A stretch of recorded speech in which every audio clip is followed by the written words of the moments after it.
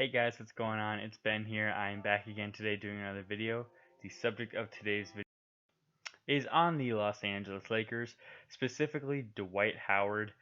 He just recently signed there. If you've been living under a rock for the past 24 hours, yes, Dwight Howard is once again a Laker. Today I'll be basically talking about the worst case scenario for the Lakers with this Dwight Howard signing and the best case scenario, and basically what I think Dwight Howard has left in the tank. So that's what I'll be covering today, and I hope you enjoy the video. Feel free to leave your thoughts and comments below, telling me what you think of the Dwight Howard signing and whether you agree or disagree with what I have to say. So let's get into it. I am first going to talk about Dwight's stats a little bit. So if you're familiar with what he did last season, basically last year with the Wizards, he was injured for most of the year because of his back once again. But in the 9 games that he did play at the beginning of the season, in only 25 minutes a game, he was averaging 13 points, 9 rebounds, 1 steal a game, half a block a game. He was shooting 62% from the field, which is really good.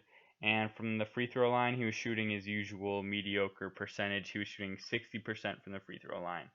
So, not great, but if you actually look at those stats, over 36 minutes, he was averaging 18 and 13 with the 62% shooting from the field, so that is pretty good. And I basically am going to go out on a limb here and say I think that Dwight Howard gets way too much flack. I think that Dwight is still a valuable, good player in the NBA. And, he's not that much different from a guy right now like, let's say, Steven Adams or Clint Capella. He's right there with those guys, and I don't know why people like to continually say he's not on that sort of level, but he's definitely not an all-star anymore, but he's definitely an above average starter in the NBA, I would say. Like if you told me would you rather have Steven Adams or Dwight Howard, let's take not their long-term capabilities into account, but just like for one season, who would you rather have? I think that for me personally, it would be basically a coin flip. I think they're about equal as a player. Same with Clint Capella. I think all three of those players are very similar as far as their capabilities and what they could bring to a team. What Dwight has that I think will be helpful for this Lakers team is he's a better defender than JaVale McGee. He's a better rim protector than JaVale McGee. Offensively, I think he's a little more polished than JaVale in that he's had more experience uh, getting shots and just more offensive experience as far as being given the ball and just saying create a shot. He's not great at doing that, but I think he's just had more offense run through him, so he is an offensive upgrade to JaVale. I think that him and LeBron will work similarly to what JaVale and LeBron worked like last year, like a lot of uh, pick and roll and like alley oops. Like that's a lot of what JaVale did. Is like he'd pick for LeBron, roll to the basket, and then get an alley oop. I think Dwight will be a lot of that. That'll be a lot of the offense that they run for Dwight. They're not going to run much offense whatsoever for Dwight. Let's get that clear. He's being brought in to be a good rebounder, to bang with the big guys, to take pressure off of Anthony Davis, and to be a rim protector. And I think he'll feel that really well. And if he is telling the truth when he says that he's over his ego and all that stuff, I think that this will work out really nicely because he's at a phase of his career where he can be very useful on a contender, but he has to be willing to play a role and not just say, I'm the star, I'm going to need to get 13 shots a night and be getting 17 points a night. I would hope that Dwight on this team puts up 10 rebounds a night and 11 points a night in, let's say, 28, somewhere between 25 to 28 minutes. That's what they need from Dwight, to give them just 10 rebounds, maybe a block or two a night, to shoot like 55 to 60% from the field, and to get somewhere like between 10 to 12 points a night. And he can roll out of bed and give you those numbers, so I think that he should be fine. I think that the thing that has to be considered is how his personality will mesh with this team.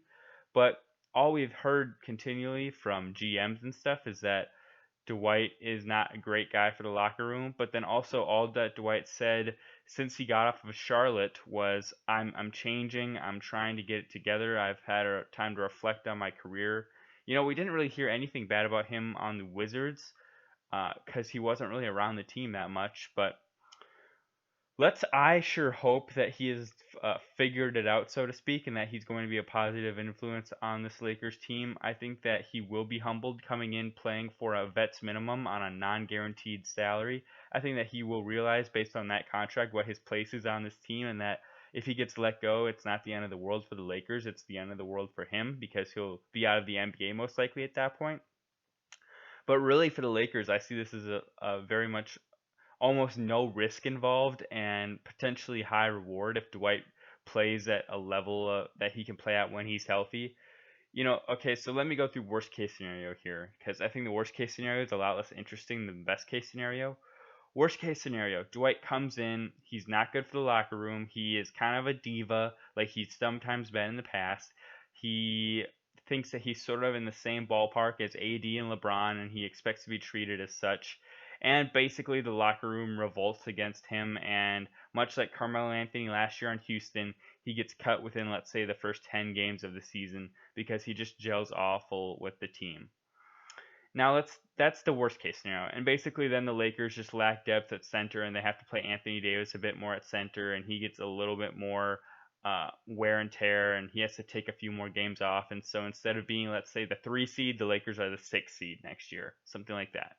But really, overall, the team as a whole would be generally fine without him. They'll still make the playoffs. They'll still be a contender. Okay, best case scenario for this Lakers team, if Dwight comes in, if he has no ego, if he's willing to take a back seat and be the fifth or sixth option on offense and just be a rim protector and a rebounder, this team is going to be scary. If he plays to the style that he can play to, if he puts up, let's say, 13 and 12, and he is shooting 60% from the field and getting 2 blocks a night, this team is scary. I don't know how else to put it. Um, he's a great rim protector. With Anthony Davis not having to play center basically at all, with both him and JaVale on the roster, they're going to be fine. And Anthony Davis is going to save a lot of wear and tear. He's going to be a lot healthier come playoff time. And basically, you'll have an upgraded JaVale McGee. And JaVale had the best year of his career last year playing with LeBron. And so having Dwight there, I think, is just an improvement upon that. And the defense will be a lot better if Dwight comes there, has no ego, and plays well. And people have been talking this Lakers defense is so bad. This Lakers defense is so bad. You put Dwight in there, and you can try out a lineup that has Dwight, who is still an above average to good defender. You've got Anthony Davis out there, who is a great defender. You could have a lineup with Rondo out there, who's still an above average defender. Maybe not good anymore, but definitely above average. Danny Green out there, who's an above average to, on his best days, a very good defender. And then let's say LeBron. And LeBron is a bad defender these days, but when he's locked in the playoffs, he can be still a good, above average, positive a positive impact on defense. So in the playoffs, in crunch time, if they need to trot out a defensive lineup, they could still be looking pretty good with those 5 guys. Each can be at least trusted on defense. LeBron may be the most shaky actually of the group, but I'd still trust him on defense in a very important game. So honestly, yeah, I feel really good about this team if Dwight comes in and buys into the role that they have probably slated out for him. Word on the street is he's lost somewhere between 20 to 25 pounds that he put on this last year while he was injured all the time. Word is that he took all of that weight off and is in really good shape now, so let's hope that that's true. He's got a new hairdo, which should be interesting. He's grown it out and he's got some braids now. So who knows what to think of that, but I guess right now it's time for the confession. The confession is that I have always been a big Dwight Howard fan. Lots of people love to hate him ever since he left Orlando and Kobe called him soft, and he's bounced around the league from, um, let's see here, since his last season in Orlando, which was 2011 to 12. So between 2011 to 2020, which will be this upcoming season, he will have played for the Magic, Lakers, Rockets. After that, the Hawks. After that, the Hornets. After that, the Wizards, and then the Lakers. So in 9 seasons, he will have played for 7 teams, and he will have technically been on 9 teams because technically he got traded to the Nets and he got traded to Memphis. So technically he will have been on 9 teams in 9 seasons, but he will have played for 7 teams in 9 seasons. So he's definitely become a journeyman, and I think that he realizes what his place in the league is right now, and I think he will find success in Los Angeles, honestly. I'm really hoping for it because I am, again, a Dwight fan, and I hope for the best for the dude. And hopefully he can redeem himself in the eyes of the Los Angeles fans. That'd be really good to see. That's all I got for today, guys. Hope you enjoyed the video, and again, leave comments below if you feel so inclined, and I will see you next time. Bye.